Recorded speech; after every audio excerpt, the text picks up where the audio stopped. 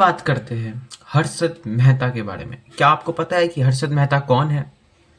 ये मुझे बताने में शर्मिंदा हो रही है कि हर्षद मेहता कौन है, क्योंकि आज के समय हर्षद मेहता को हर एक कोई जानता है। अगर नहीं जानते हो तो भैया मैं बता दूं कि हर्षद मेहता स्कैमर नहीं नहीं नहीं, अरे फ्रॉडस्टर क्या, अरे किसी के इंस्पिरेशन, अरे भैया जी क्या है वो मुझको भी नहीं पता है, लेकिन इतना पता है कि हर्षद मेहता एक बहुत बड़े ब्रोकर थे। मनी मार्केट में ब्रोकर थे, स्टॉक मार्केट में ब्रोकर थे, खुद का ब्रोकर फर्म चलाते थे, खुद का ग्रोमोर कंसल्टेंसी बिजनेस कंपनी चलाया करते थे और स्टॉक मार्केट में इन्वेस्टर ट्रेडर थे। लेकिन अभी हर्षद शांतिलाल मेहता को जाना जाता है स्कैमर, फ्रॉडस्टर, पैसा लूटने वाला, क्रिमिनल, ऐसे करके जाना जाता है। ठीक है, कोई हर्षद मेहता को अपने इंस्पिरेशन मान के रखे हुए है। तो असलियत क्या है इस वीडियो में हम लोग बात करेंगे। हर्षद मेहता के ऊपर पूरी अच्छी तरह से इन शॉर्ट केस स्टडीज करेंगे कि क्या है, और मैं आपको इतने अच्छे तरह से डिटेल्ड वे में हर्षद मेहता के बारे में बताऊंगा कि खुद आप जस्टिफाई कर सकते हो कि हर्षद मेहता क्या है, और लास्ट में अपना पॉइंट ऑफ व्यू भी देने की बहुत कोशिश करूंगा। नाउ हर्षद मेहता जो है, हर्षद मेहता, उनका पूरा नाम हर्षद शांतिलाल मेहता है। ये गुजरात में इनका बर्थ हुआ था, गुजरात ही इनका बर्थ प्लेस भी है, और गुजराती लोग व्यापारी खून से ही होते हैं। ठीक है, धंधा बचपन से ही करते हैं। वैसे ही कुछ हर्षद मेहता को भी धंधा करना था, इसलिए हर्षद मेहता बहुत कम यंग एज में ही ड्रॉप आउट ले लेते हैं। कॉलेज पढ़े, उस कॉलेज महाराष्ट्र से किए, स्कूलिंग अपने गुजरात में ही किए थे। And then he started to doing odd jobs, and then he got to know about stock market.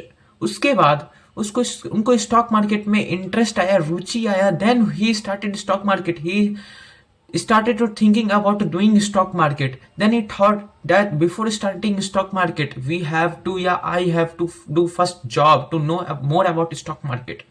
इसी कारण वो पहले स्टॉक मार्केट में बीएससी में, बॉम्बे स्टॉक एक्सचेंज में जॉबर का काम किया करते थे। उनका माइंडसेट ये नहीं था कि जॉब करके पैसा कमाएंगे फिर घर चलाएंगे। उनका माइंडसेट यही था कि जॉब करेंगे, एक्सपीरियंस लेंगे कि क्या है बेसिक फंडा, उसके बाद खुद का डीमेट अकाउंट बनाएंगे और खुद का ट्रेडिंग, स्टॉक मार्केट, इन्वेस्टिंग जो है भैया सब खुद का करेंगे। ठीक है, नाउ ये बात तो पूरा बीच में से उठा के लाया हूं। पहले शुरू क्या है तब पिनाकल लेवल क्या है सब मैं बताऊंगा। ठीक है, नाउ पहले हम बात कर लेते कि हर्षद मेहता का कुछ जान लेते हर्षद मेहता के बारे में। तो हर्षद मेहता जो है, उनका गुजरात में जन्म हुआ है।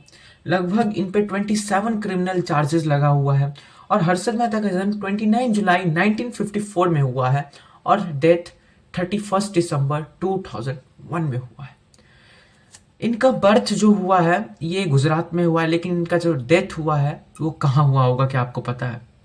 ज्यादातर पता ही होगा आप लोगों को। इनका डेथ एक थाने में हुआ है। वो थाने क्या है? जेल है, महाराष्ट्र में पड़ता है।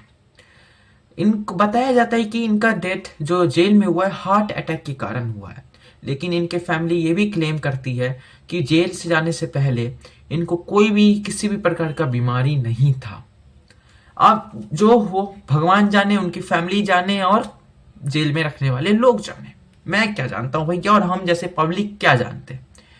अब बात करते हैं कि हर्षद मेहता को स्टॉक मार्केट या और जॉब्स क्यों करना पड़ा। इससे पहले उनके जो फादर है वो स्मॉल बिजनेस रन करते थे, बहुत स्मॉल बिजनेस। वो टेक्सटाइल का बिजनेस हुआ करता था, उसको रन किया करते थे। कुछ समय बाद वो बंद हो चुका था। हर्षद मेहता और उनके भाई अश्विन मेहता दोनों कुछ ना कुछ, दोनों को कुछ बड़ा करना था, हर्षद मेहता को स्पेशली। इसलिए हर्षद मेहता पहले घर चलाने के लिए और फाइनेंशियल सपोर्ट करने के लिए और जॉब्स करना शुरू कर दिए। पहले कहीं डायमंड में काम किए, तो वगैरह वगैरह बहुत सारे जॉब्स किए। लेकिन हर्षद मेहता को स्टॉक मार्केट में बारे में पता चला। इससे पहले ये भी मैं कहना चाहता हूँ आपको कि जो हर्षद मेहता थे वो लोअर मिडिल क्लास फैमिली से बिलोंग करते थे, और इसी के कारण हर्षद मेहता कुछ समय में ही एक बहुत हाई लेवल पे जा चुके थे स्टॉक मार्केट की दुनिया में। लेकिन एक आदमी जमीन से उठकर आसमान तक का ट्रेवल करता है, वहां तक जाता है, वो वहां से फिर नीचे गिरता है, वही हर्षद मेहता है। हर्षद मेहता एक ग्राउंड लेवल से ऊपर गया, ऊपर से फिर नीचे गिरा। अब इसमें क्या हर्षद मेहता सही है या क्या गलत है, ये तो पूरा वीडियो देख के और समझ कर ही पता चलेगा। हर्षद मेहता आखिरकार क्या किए।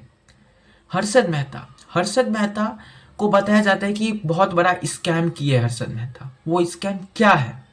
वो स्कैम यही है 30,000 करोड़ रुपीस का। नाउ अगर पहले के समय क्या होता ना, आज के समय इनसाइडर ट्रेडिंग बैन है, इलीगल है, लेकिन पहले के समय ये लीगल था इनसाइडर ट्रेडिंग।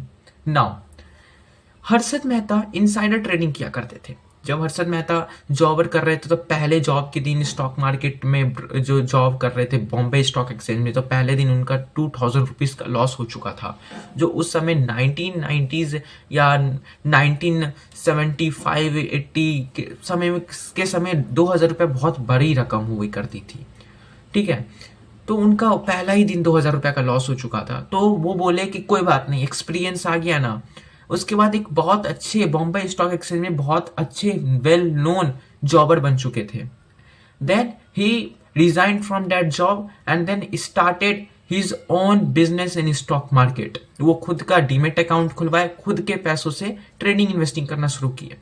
लेकिन वो चाहते थे कि बाजार को एक अच्छा मोमेंटम दे, अपसाइड से मोमेंटम दे, बुलिश बाजार को बनाया जाए। बाजार में दो टर्म्स बहुत ज्यादा यूज किया जाता है, आप पहले समझ जाइए, एक बुलिश है, एक बेयरिश। बुलिश का मतलब वो होता है जो बाजार को पूरा ऑल टाइम हाई रखना चाहता है, ऑल टाइम अप ट्रेंड में रखना चाहता है। लेकिन बेयरिश वो होता है जो बाजार को ऑल टाइम लो या ऑल टाइम डाउन ट्रेंड में बाजार को रखना चाहता है। वो था बुलिश और बेयरिश। हर्षद मेहता बुल के नाम से भी जाने जाते थे, the big bull. Now Harshad Mehta तो उस बाजार को उठाने के लिए बहुत ज्यादा पैसा लगता है। स्पेशली इंडियन मार्केट जो है, यहाँ पर मैनिपुलेशन आज भी चलता है, पंप एंड डंप सिस्टम आज भी होता है। वैसे ही हर्षद मेहता भी करना चाहते थे। हर्षद मेहता ये चाहते थे कि किसी स्टॉक्स में, जो मल्टी बैगर स्टॉक्स या जो स्मॉल कैप जो स्टॉक है, उसमें पैसा लगाएंगे, मोटा पैसा लगाएंगे, उसके बाद उसको बहुत अच्छे से पंप करेंगे, बहुत ज़्यादा उठाएंगे और अचानक से शॉर्ट सेलिंग करेंगे, अचानक से एग्जिट करेंगे, प्रॉफिट निकालेंगे, बस बात खत्म। तो अचानक से किसी को पंप भी किया जाता था किसी स्टॉक को, और उसी स्टॉक को अचानक से डंप भी किया जाता था। तो इसी बीच में, इसी एरा में बहुत सारे लोगों का पोर्टफोलियो ग्रीन हो गया था, क्योंकि बाजार ऑल टाइम हाई मार रहा था। और इसके पीछे पैसा कहाँ से आ रहा था? इसके पीछे पैसा हर्षद मेहता का सिर्फ मनी मार्केट स्कैम से आ रहा था। मैं क्या इसको स्कैम के साथ रिलेट करूंगा? क्या मनी मार्केट के साथ मैं स्कैम भी मुझको बोलना जरूरी था? टोटली तो मैं आप पे ये बात छोड़ता हूं, आप समझ जाइएगा। लेकिन मेरे अकॉर्डिंग यह मनी मार्केट में कहीं ना कहीं एक लूप होल हो रहा था। मनी मार्केट क्या है? स्टॉक मार्केट को तो आपको पता है कि स्टॉक मार्केट क्या है, लेकिन मनी मार्केट क्या है? मनी मार्केट, यहां पर अगर किसी बैंक के पास एक सरप्लस अमाउंट ऑफ मनी है, तो बैंक वाला पैसा कहां से कमाता है? इंटरेस्ट रेट से।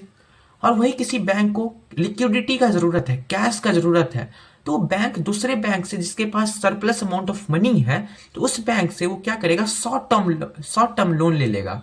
उसी को कहते हैं मनी मार्केट सिस्टम है। ठीक है, उसमें भी ब्रोकर होता है, जिस ब्रोकर को बीआर दिया जाता है, बैंक रिसिप्ट, और उसको एडवांस में पेमेंट कर दिया जाता है। और उसका जो टाइम पीरियड होता है पेमेंट लौटाने का, लगभग 1 वीक का, विद इन 1 वीक का होता है।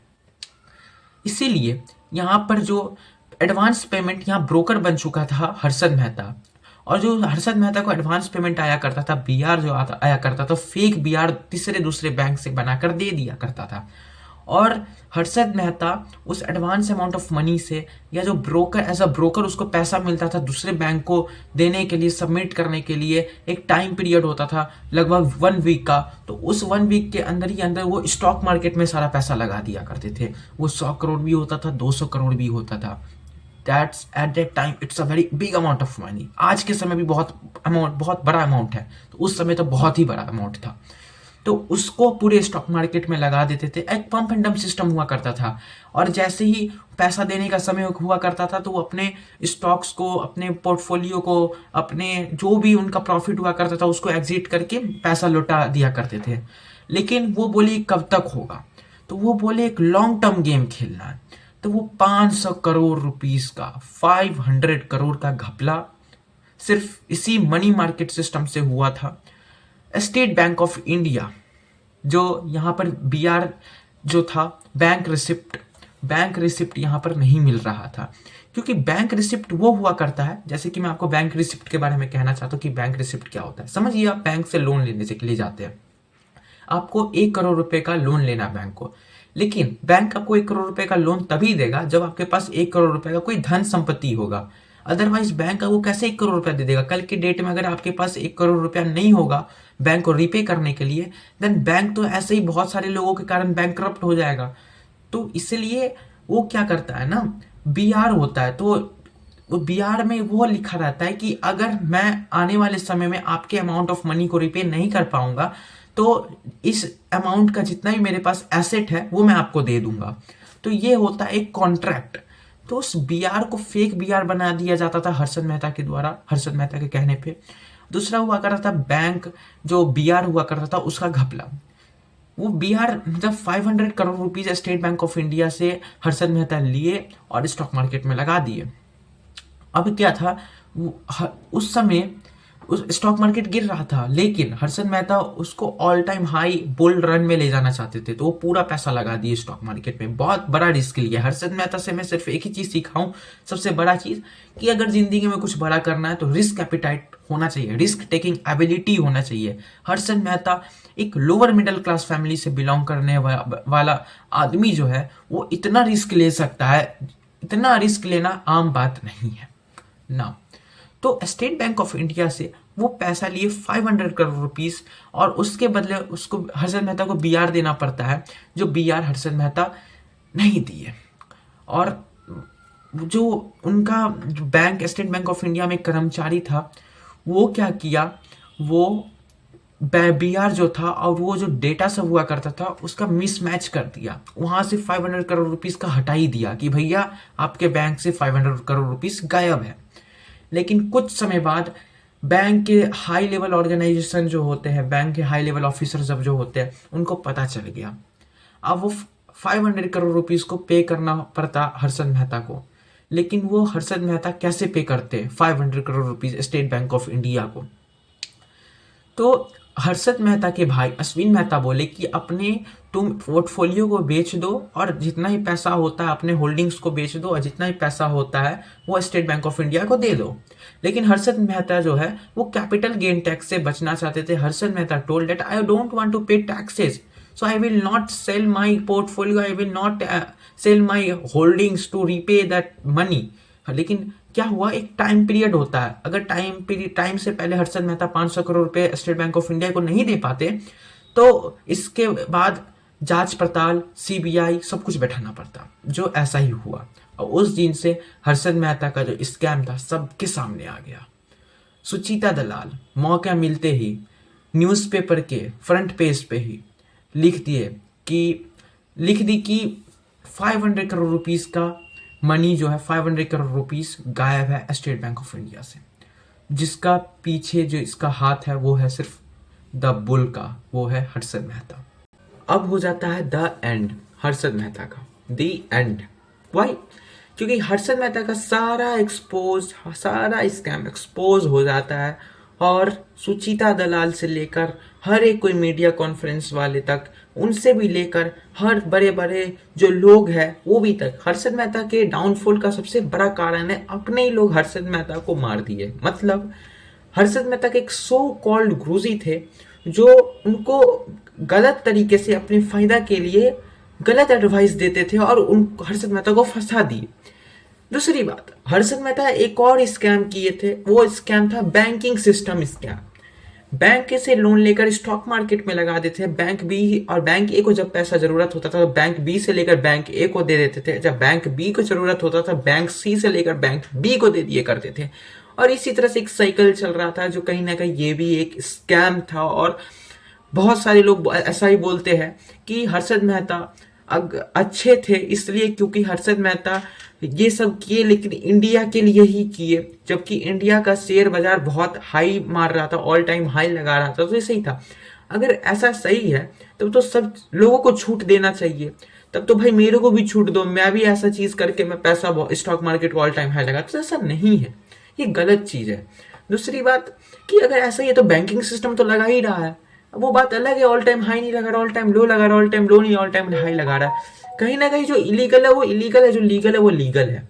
We have to follow that rules.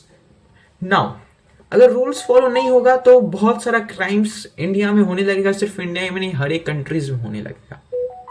अब मैं अपने पॉइंट ऑफ व्यू से बताता हूं कि क्या है, क्या हर्षद मेहता सही थे या नहीं थे।